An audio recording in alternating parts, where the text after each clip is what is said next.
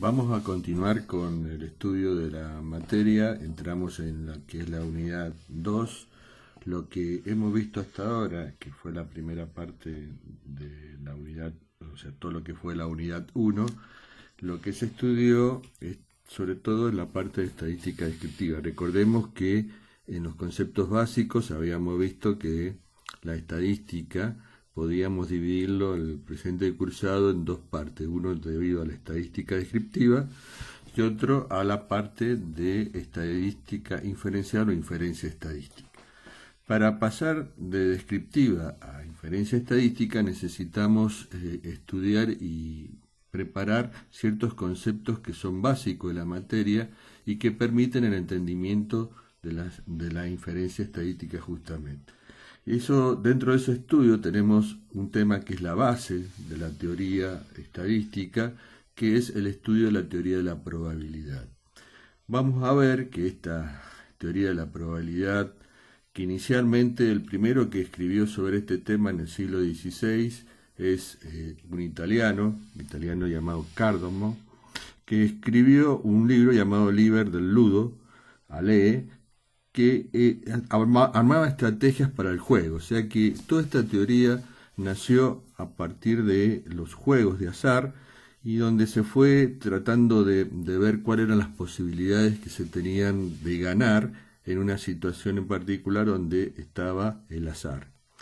Por lo tanto, en el siglo XVI empezaron estos estudios. Famoso también es las cartas que se escribían entre dos matemáticos justamente con este tema del juego de azar, que también fundó parte de la teoría de la probabilidad, entre Blaise Pascal, francés, y Pierre de Fermat, que fue sus famosas cartas que se escribían entre ellos y luego terminó en la teoría de la probabilidad por parte de Blaise Pascal.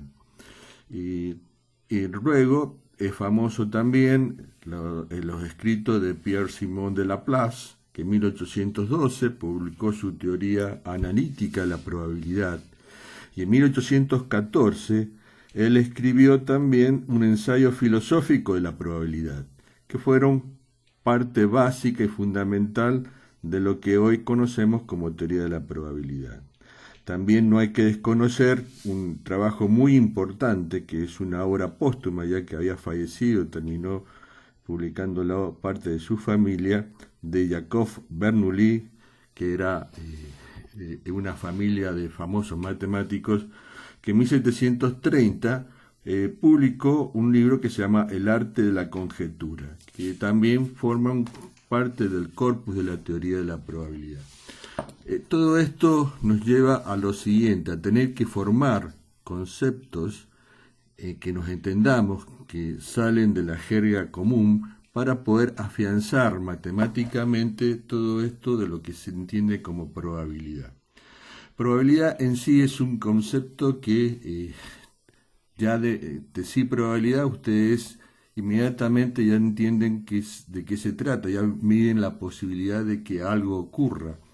Nosotros necesitamos formalizar estos conceptos bien para que no haya ambigüedad en el entendimiento del mismo por las aplicaciones matemáticas que posteriormente usamos. También tenemos muchos eventos, vamos a ver qué se entiende por evento, en que también queremos ver cuál es la posibilidad o probabilidad de que estos eventos o situaciones vayan a ocurrir. Esa es la idea central de lo que necesitamos afianzar y estudiar y tener bien el conocimiento. ¿Cuál es la posibilidad y qué medida podemos hacer de esa posibilidad para poder tomar decisiones? Y esta es la idea fundamental, es base para la toma de decisiones. Sabiendo las posibilidades de los resultados de los posibles escenarios que se me pueden presentar, yo puedo medir un intento de probabilidad o de posibilidad de que el mismo ocurra. Primero vamos a definir una cuestión básica de qué se entiende por lo que se llama experimento aleatorio. ¿Qué es primero un experimento? Un experimento, para nuestro entender y para un poco tener una definición clara, es en un sentido amplio, es cualquier proceso imaginario físico que puede generar observaciones y mediciones. Con respecto, por supuesto, a un fenómeno que estamos interesados en medir. O sea, en el caso de nuestras áreas de estudio, los experimentos vamos a verlos, sobre todo en la última parte de la materia, en diseño de experimentos, vamos a ver que tenemos toda una metodología para definir un experimento de manera que siga un patrón de estudio definido por el método científico prácticamente, y lo que queremos es generar una mecánica que pueda ser repetible en el tiempo por otro investigador o por otra gente que está estudiando el mismo fenómeno que nosotros, pero que tiene las características bien definidas y específicas del experimento. Si ustedes ya están acostumbrados a este tema, ya que han visto física, han visto química, y en esos, sobre todo en física, se define bien las condiciones básicas de un experimento y lo que uno está montando para ver cuáles son los resultados, definiendo unas determinadas causas posibles. Nosotros, en estadística, diferenciamos claramente dos tipos de experimentos. Uno son los experimentos deterministas, donde, dada la definición del fenómeno, prácticamente el resultado está predeterminado, por eso es determinística, ya el resultado es el esperado.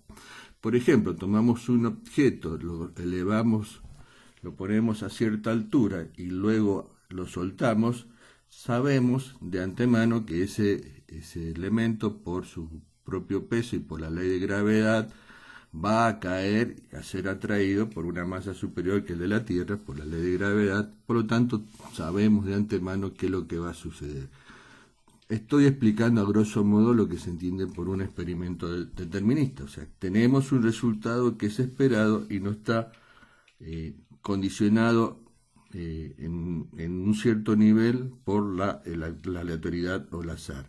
Por eso es que los otros experimentos, sobre todo lo que nosotros vamos a estudiar dentro de lo que es la estadística, nos interesan los llamados experimentos aleatorios.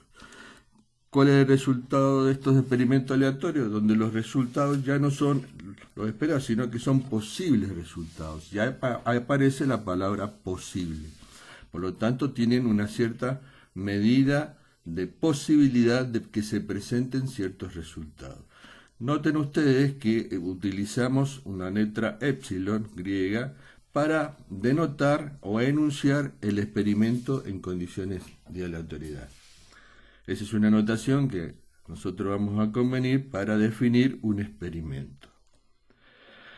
Los experimentos aleatorios, por ejemplo, yo voy a un ejemplo clásico, ya que toda la teoría nació con juegos de azar, es lanzar una moneda legal. Cuando define una moneda legal significa que no es una moneda que presenta cierta tendencia a presentarse hacia uno de sus caras, sino que está equilibrada y es una moneda, digamos, no alterada, y tenemos unas condiciones ideales de construcción o de sí de la moneda. Por lo tanto, no está con tendencia a salir a una de las caras. Si yo tengo una moneda de ese estilo, que es legal, y la lanzo al aire, yo no sé cuál de las dos caras va a presentar una vez que la moneda caiga y me presente la cara superior, que es la que yo voy a ver. Lo que sí sé que esa moneda tiene dos resultados posibles. Un resultado es que sea cara y el otro resultado es que sea seca. Por ejemplo, te puedo definir otro experimento, que es lanzar un dado legal. Otra vez lo de legal lo especifico para decir que este dado, todas las caras tienen la misma posibilidad de presentarse, ya que está construido de la misma forma. Por lo tanto, cualquiera de las caras, cuando yo lance el dado con una cierta energía, puede presentarse cualquiera de los puntajes de las caras que tiene, las 6 caras que tiene un dado cuando yo hago ese experimento. Lo que sí debe estar bien claro en qué consiste mi experimento y cómo va a ser el experimento y cuál va a ser el resultado que yo voy a observar o medir. Por lo tanto, cualquier experimento aleatorio tiene una serie de resultados que son posibles de presentarse. Por ejemplo, en el caso del lanzamiento de una moneda, mi resultado posible es que salga cara o seca. En el caso de lanzar un dado, los resultados posibles de lanzar un dado y observar la cara superior que me muestra el dado, en los puntajes que tiene marcado, los resultados puede ser que me marque un 1, 2, 3, 4, 5 o 6 resultados. Observen que yo debo definir claramente el experimento para que no haya ambigüedad en medir y observar los resultados. Por ejemplo, otro experimento aleatorio podría ser lanzar 2 dados legales y observar el puntaje total que me muestra la cara superior de los dados. O sea, yo estoy definiendo el experimento, que es lanzar los 2 dados, y a su vez estoy poniendo qué es lo que voy a observar o medir. En este caso, la suma total de los dos dados. Otro experimento sería lanzamiento de 2 dados y observar los resultados de las caras superiores a los puntajes de cada uno de los 2 dados lanzados. Por lo tanto, los resultados posibles para el primer caso, que es la suma total, puede ser 2 y así sucesivamente hasta 12, que sería la suma máxima que yo puedo obtener del lanzamiento de los 2 dados. En cambio, lanzar los 2 dados y observar los puntajes de cada uno, yo tendré pares ordenados de valores. Un resultado posible es sacar el primer dado un 1 y el segundo dado otro 1. Otro resultado posible podría ser que uno de los dados saque el número 3 y el otro dado saque el número 4. En cambio, en la suma de puntaje, el resultado en ese caso sería 7, que es la suma de 3 con 4. Lo que quiero expresar es que cuando nosotros definimos un experimento aleatorio, es importante definir cuál va a ser la observación y la medición que vamos a hacer, porque eso genera los resultados que puede dar ese experimento aleatorio. Si nosotros todos los resultados posibles de un experimento aleatorio lo podemos expresar, generamos lo que se llama el espacio muestral. Y para llevar una notación ya más en el área de la matemática, a ese espacio muestral lo vamos a indicar con la letra S mayúscula.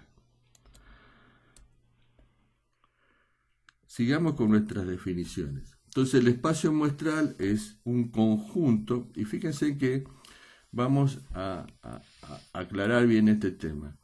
Como yo necesito formalizar esto matemáticamente para que no haya ambigüedad en el tratamiento de este tema, al espacio muestral lo voy a definir como un conjunto. O sea, yo tomo de las herramientas matemáticas la teoría de conjunto. La teoría de conjunto, si ustedes recuerdan, tiene ciertos conceptos definiendo conjunto, definiendo lo que es un subconjunto, los elementos de un conjunto, inclusión en conjunto y operaciones dentro de lo que es la teoría de conjunto, como es la unión, la intersección, producto cartesiano, o conjunto de diferencia también. O sea, vamos a tomar para poder, en la notación y en la simbología, la teoría de conjunto para describir los espacios muestrales y todas las operaciones que podemos hacer utilizando a través de la teoría de conjunto. El espacio muestral va a ser un conjunto que tiene como elementos todos los resultados posibles del experimento aleatorio que yo he definido. O sea que un espacio muestral, la letra S, va a tener como elementos de ese conjunto todos los resultados que pueden mostrarse en el espacio muestral generado por el experimento que yo definí. Estos espacios muestrales también pueden ser clasificados. Por ejemplo, un espacio muestral finito es el que recién hablábamos en el caso del lanzamiento de un dado o el lanzamiento de una moneda, donde yo tengo un número finito de elementos que componen al espacio muestral. Por ejemplo, cara y sello en el lanzamiento de una moneda, tengo dos elementos de ese conjunto, y en el caso de observar el puntaje superior de la cara de un dado, voy a obtener 1, 2, 3, 4, 5, 6, por lo tanto tengo todos esos 6 elementos como partes del espacio muestral. Y ese sería un espacio muestral finito. También estos los espacios muestrales pueden ser clasificados como infinito numerable. Por ejemplo, yo puedo definir como experimento tomar una hoja de duraznero, o un brote mejor de duraznero, y en el brote de duraznero contar la cantidad de pulgones que tiene el mismo. Por lo tanto, yo puedo hacer que tome un brote de duraznero y puedo hacer que no observe ningún pulgón. Puedo que observe un pulgón, 2, 3, 4, 5 y así sucesivamente. Lo que sí, no puedo saber cuántos elementos tiene este espacio muestral, pero sí puedo ponerlo en correspondencia con el conjunto de los números naturales para ir definiendo. Es infinito, pero lo puedo contar naturalmente. En cambio, los espacios muestrales infinitos no numerables generalmente surgen como consecuencia de una medición, de una continuidad en la recta medible, de una medición. Por ejemplo, si nosotros medimos el diámetro del eje mayor de una cabeza de ajo. O sea, yo tomo un ajo blanco o lo que sea, defino bien el experimento, en qué condiciones, y lo que digo que una vez que tengo la cabeza voy a medir el diámetro mayor de dicha cabeza y la voy a medir en milímetros. Por lo tanto, dentro de lo que es la recta de medición, por supuesto todos esos valores son positivos, porque la medición es positiva en este caso, voy a tener que, dentro de esa recta medible, que es milímetros del diámetro mayor, tengo infinitos puntos posibles que pueden ser resultados de ese espacio muestral. Y tampoco los puedo enumerar porque es una recta numérica que es continua. Por lo tanto, esos espacios muestrales genera un espacio muestral de clasificación infinito y no es numerable, no lo puedo poner en correspondencia con los números. Esto es muy importante, este concepto. Primero, definir el experimento aleatorio. Segundo, como consecuencia de la definición de este experimento aleatorio, surge un espacio muestral que es consecuencia de este experimento definido. Este espacio muestral puede ser de características finito, infinito numerable, infinito no numerable. Cualquiera de esas tres clasificaciones tiene consecuencias luego en el análisis y determinación que va a continuar con nuestro estudio. Volvemos a repasar entonces que el espacio muestral es un conjunto formado por todos los posibles resultados asociado a fíjense que aparece la palabra asociado a un experimento aleatorio. O sea, por lo tanto, yo tengo que definir claramente cuál es el experimento porque eso genera el espacio muestral que estoy estudiando. Por lo tanto, utilizo, como les dije, la teoría de conjuntos para poder hacer, digamos, las aplicaciones matemáticas correspondientes para hacer un mejor entendimiento. Por lo tanto, como definíamos al espacio muestral como un conjunto, utilizo los diagramas de Euler o de Venn. O sea, en realidad el descubridor original, el escritor original de la teoría es Euler, pero se hizo famoso con el estudio de Venn, por lo tanto muchos lo conocen como diagramas de Venn, o gráficas de Venn, perdón. Vamos a usar esa notación y definimos un conjunto que es un círculo donde dentro de él se definen los puntos que son los resultados posibles del experimento. O sea, cada uno de esos puntos está definiendo un resultado posible. Y por lo tanto estoy utilizando ya la notación de teoría de conjunto. Esos resultados, cada uno de esos resultados del espacio muestral se llaman puntos muestrales. O sea, por ejemplo, el lanzamiento del dado. ¿Cuántos puntos tendríamos? Tendríamos 6 puntos muestrales. Cada punto muestral, por ejemplo, obtener un 1, sería un punto muestral de este espacio muestral. Otro sería obtener un 6. ¿Qué es? Nosotros, para poder llegar a los conceptos de probabilidad, necesitamos definir el concepto o el entendimiento de qué se entiende por evento o suceso. Fíjense que un evento es es cada uno de los posibles subconjuntos en el espacio muestral de un experimento. O sea, formalmente ya estamos definiendo que un evento es cualquier subconjunto que definamos a partir del conjunto del espacio muestral es un evento. Pero conceptualmente analicen la palabra evento o suceso. Evento es algo que va a ocurrir, no que ocurrió. O sea, un evento es algo que está por suceder. Por eso se llama evento o suceso. Como es un subconjunto que está dentro del conjunto mayor, que sería el espacio muestral, fíjense que en teoría de conjunto el espacio muestral lo podemos asociar en la teoría de conjunto con el conjunto universo que veíamos en la teoría de conjuntos. Por lo tanto, el espacio muestral es equivalente a hablar del universo que veíamos en teoría de conjunto. Cualquier subconjunto que se puede generar a partir del espacio muestral es un evento o suceso. Y como es un subconjunto, también le vamos a dar una notación de conjunto. Por lo tanto, podemos ponerle una letra, por ejemplo, la letra A, como estamos marcando acá. Cualquier subconjunto, vuelvo a repetir, que se pueda generar a partir del espacio muestral asociado a un experimento aleatorio, es un evento o suceso. Fíjese que la idea central, y eso lo voy a volver a repetir en el siguiente filmina, siempre queremos ver cuál es la posibilidad de que estos eventos o sucesos ocurran. Bien, por eso es muy importante el concepto de espacio muestral y de los eventos que son subconjuntos de estos espacios muestrales. Tenemos eventos que por su característica podemos definirlos como eventos simples o eventos compuestos. Por ejemplo, en el caso del dado, un evento simple sería obtener un 1. Un evento compuesto sería, por ejemplo, obtener un número impar. Fíjense en que en el caso de obtener un número que sea impar al lanzar un dado, yo ganaría, siempre empiecen en apostar, como por eso esto nació con la teoría de los juegos. Yo en el caso de decir, bueno, yo voy a ganar si al tirar el dado saco un número impar. ¿Cuándo ganaría? Cuando saco un 1, cuando saco un 3, cuando saco un 5. O sea que cualquiera de esos tres resultados yo ganaría porque son números impares.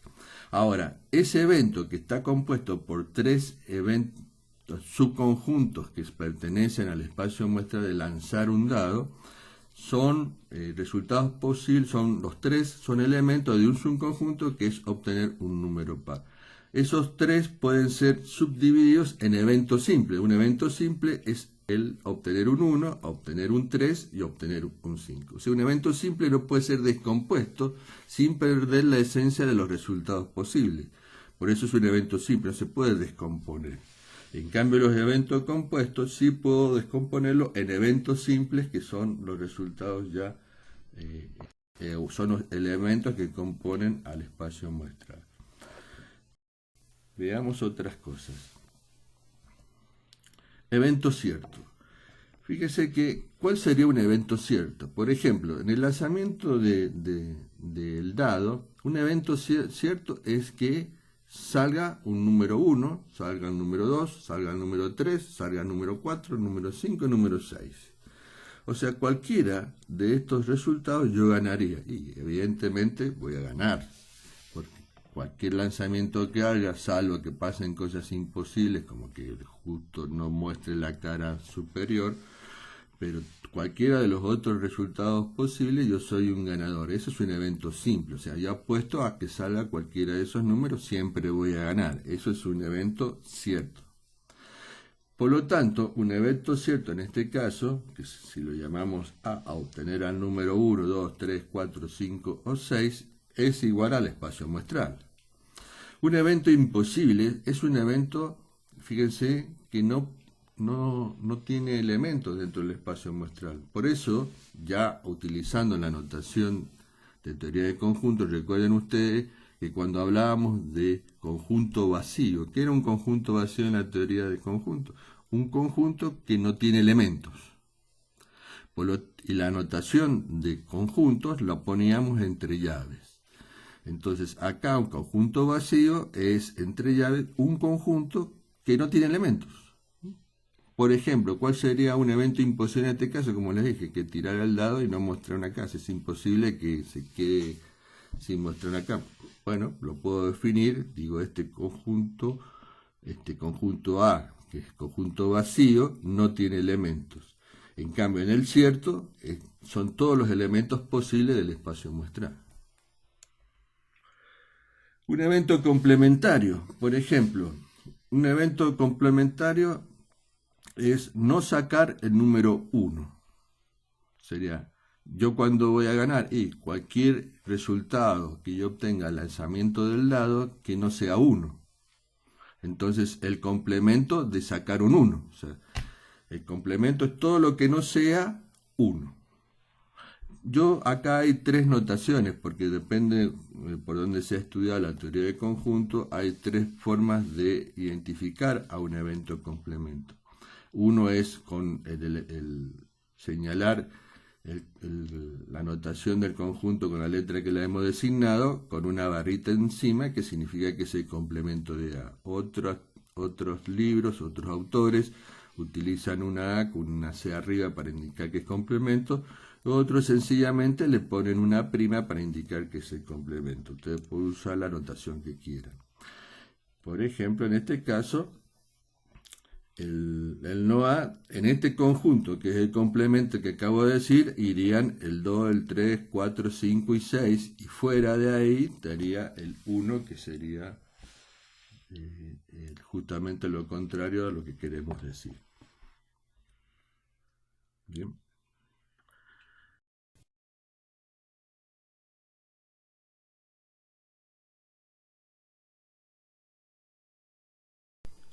Vamos a ver cómo podemos utilizar la teoría de conjunto como una ayuda en el concepto de aplicación de la probabilidad. Veamos primero, para recordar lo que era la unión de dos conjuntos. ¿Se acuerdan ustedes cuando vieron teoría de conjunto? Esta U invertida significaba A unión B, que en términos del lenguaje castellano sería que ocurra A o que ocurra B. O sea, esta unión significaría la ocurrencia de A o ocurrencia de B.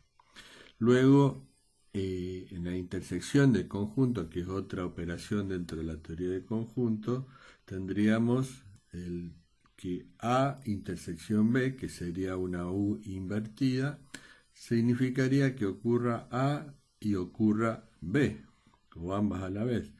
Por lo tanto, si hacemos los diagramas de Venn, en el caso de la unión, tendríamos dos situaciones diferentes. En el caso en que rayamos tanto el conjunto A como el conjunto B, pero ninguno de estos dos casos tienen elementos en común, por lo tanto las gráficas de los círculos serían separadas, como se ve en el primer espacio muestral dibujado a la izquierda. En cambio, en el de abajo vemos que hay una intersección de elementos de A y de B, por lo tanto, en este caso, el rayado es un conjunto de A unión B. Si cualquiera de los resultados ganamos, si tanto se presenta A como se presenta B, o que se presente la intersección A con B. En el caso de que sean mutuamente excluyentes, cuando decimos que dos eventos, dos conjuntos son mutuamente excluyentes, cuando ponemos que A intersección B o que A y ocurra B es igual a conjunto vacío. O sea que cuando no tienen elementos en común ambos conjuntos y eso intersección da un conjunto vacío, decimos que los ambos eventos son mutuamente excluyentes o disyuntos.